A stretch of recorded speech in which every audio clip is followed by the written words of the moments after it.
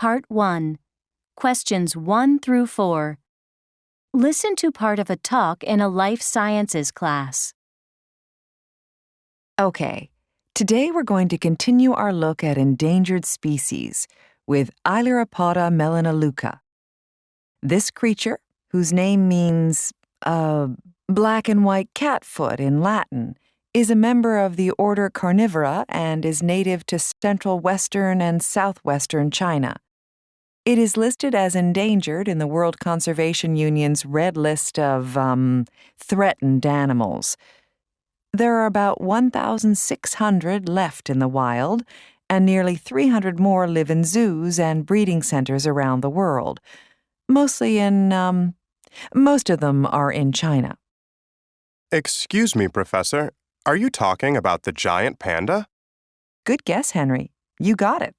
That's correct. But didn't you just say that it was a carnivore? I thought that, they only eat bamboo and stuff, right? You're pretty much correct again on all counts, Henry. But although 99% of giant panda's diet consists of bamboo, its digestive system is strangely much more similar to a meat eater than an herbivore. Unfortunately, since it's not really designed for it, it's actually quite inefficient in the way it processes its food. Also, since bamboo is relatively low in nutrition, a panda needs to consume a comparatively large amount of food, around 20 to 40 pounds of bamboo each day. It basically has to spend more than half its life foraging and eating. Yeah, and the rest of its time it spends mostly sleeping and resting. Sounds like it's not that different from a lot of you. Anyway, research shows that the giant panda has been living in bamboo forests for at least several million years.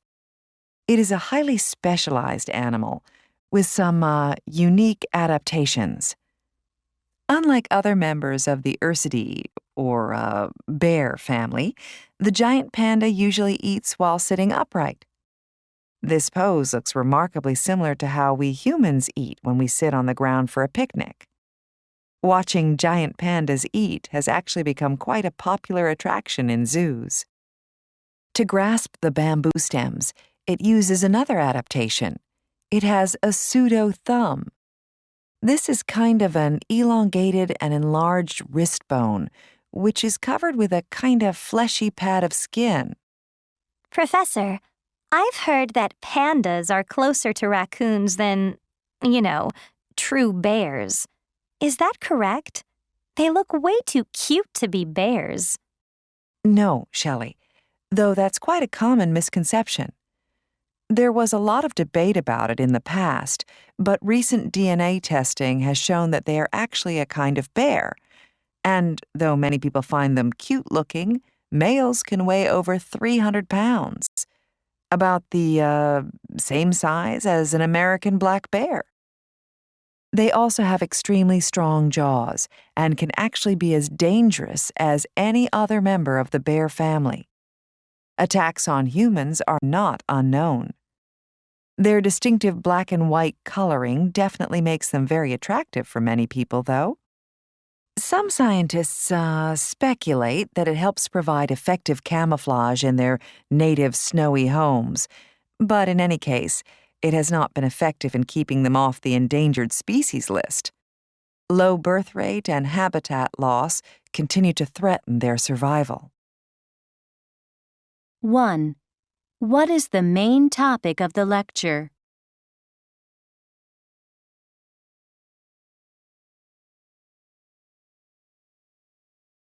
Two. How does the professor describe the giant panda's eating habits?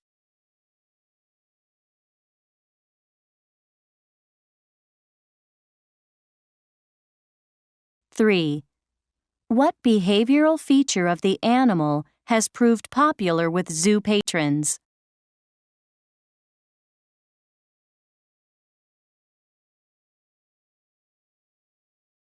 4. What does the professor say about the giant panda?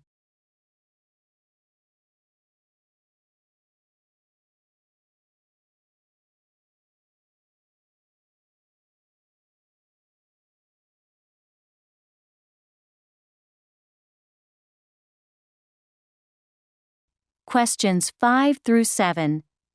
Listen to a conversation between a professor and a student. Excuse me, Professor Hodgkin, do you have a moment? Certainly, Tracy. What can I do for you? It's about the term paper due next week. I wanted to ask you if there's any chance of getting an extension on the due date. Oh, now, Tracy, I think I made it very clear at the beginning of the semester that I didn't accept any late submissions of assignments or term papers. Besides, you still have 3 days until the deadline. Yes, I realize that, but this is an extreme situation, and I don't think I can get it in on time. Oh, what's happened? Well, I started work on the project over a month ago, and all my research and my first draft were on my laptop. Anyway, I was doing some research in the library last night, and it was quite late when I finished up, so I decided to take a taxi home to my apartment. Yes? Well, you see, I was pretty tired when I finished up, and when I got home, I just went straight to bed. Sorry, I'm not seeing the problem here. The problem is that when I woke up the next day to finish my work, I didn't have my laptop. I panicked and rushed back to the library, but they said they hadn't seen it. Well, you think you might have left it in the taxi? Yes, I suppose I could have, but the problem is I don't remember the name of the taxi company or the driver. It was dark, and to be honest, I wasn't really paying attention. But anyway, the problem is that unless someone turns it in, I've lost all my research for the paper. I don't think there's any way I can redo all my work in the next 3 days. Well, I suppose it might be possible to call some of the major taxi companies in the area. But in any case, didn't you have your work backed up?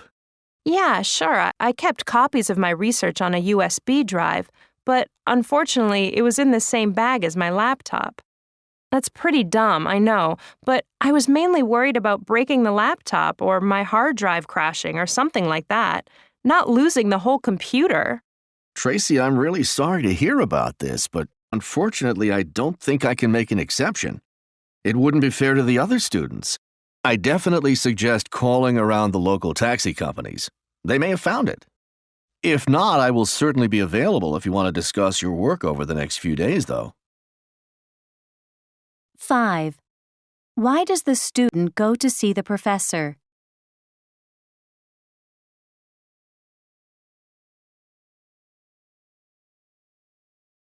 Six. Which of the following is not true?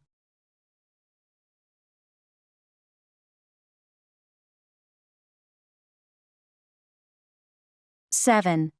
What does the professor offer to do?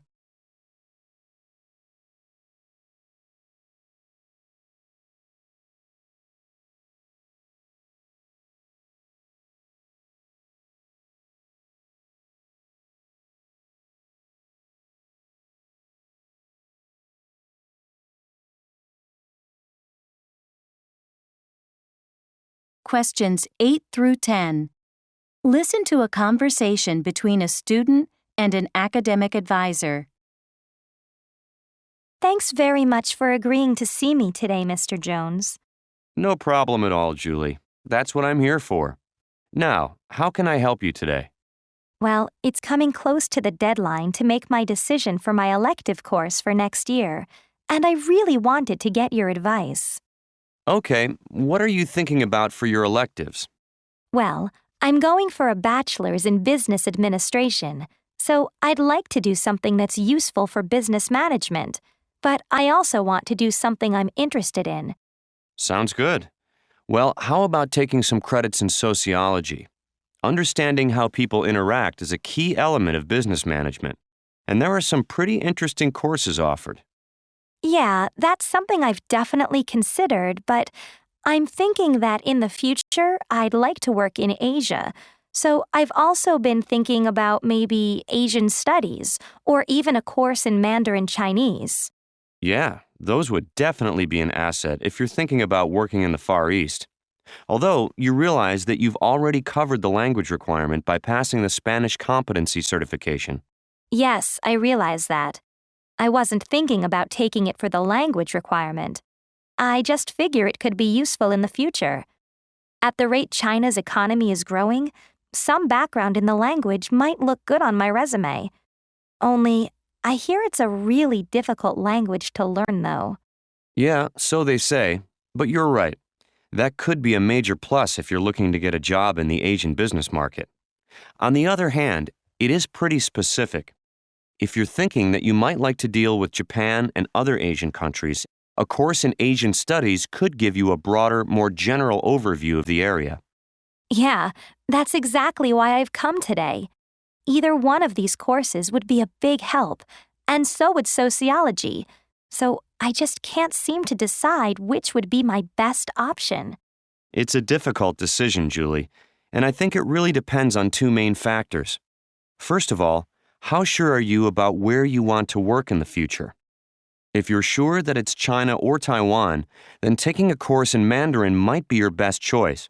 If not, then the other two options are definitely going to be more generally beneficial. Yeah, that makes sense. The other question, and it's definitely an important one also, is which subject do you personally find more interesting? That's very true. Well, Mr. Jones, you've definitely given me a lot to think about, but I think I'm going to have to get back to you on this. Thanks very much for your time. No problem at all, Julie. Let me know if I can be of any further assistance. 8. Why has the student visited her academic advisor?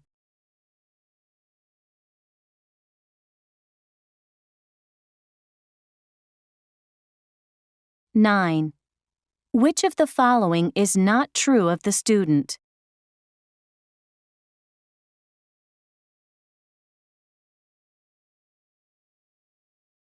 10.